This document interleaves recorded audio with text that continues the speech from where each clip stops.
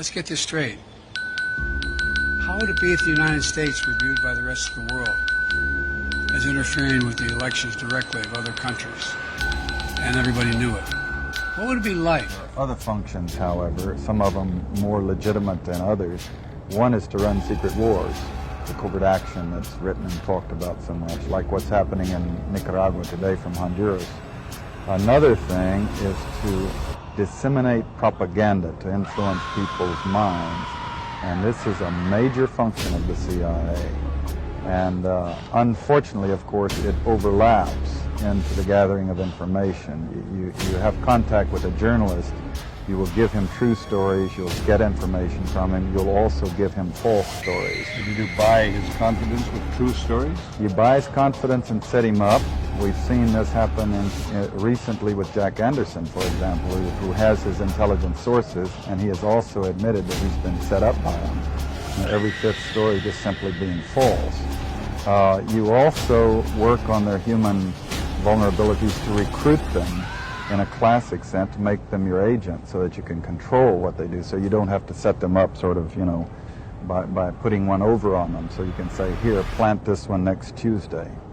Can you do this with responsible reporters? Yes, the Church Committee brought it out in 1975, and then Woodward and Bernstein put an article in Rolling Stone a couple of years later.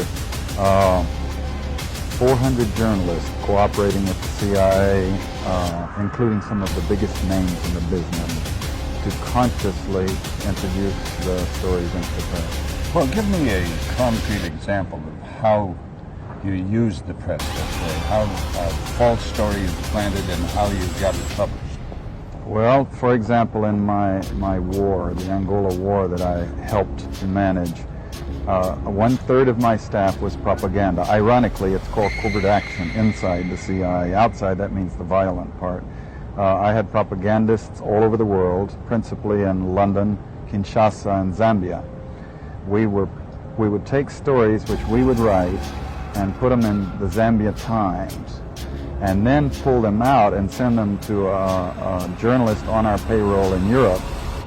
But his cover story, you see, would be that he'd gotten them from his stringer in Lusaka, who had gotten them from the Zambia Times.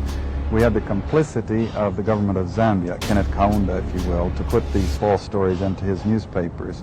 But after that point, the journalists, Reuters and AFP, the management was not witting of it. Now, our contact man in Europe was, and we pumped just dozens of stories about Cuban atrocities, Cuban rapists. In one case, we had the Cuban rapists caught and tried by the Ovimbundu maidens who had been their victims, and then we ran photographs that made almost every newspaper in the country of the Cubans being executed by the Ovimbundu women who supposedly had been their victims. But these were fake photos? Oh, absolutely.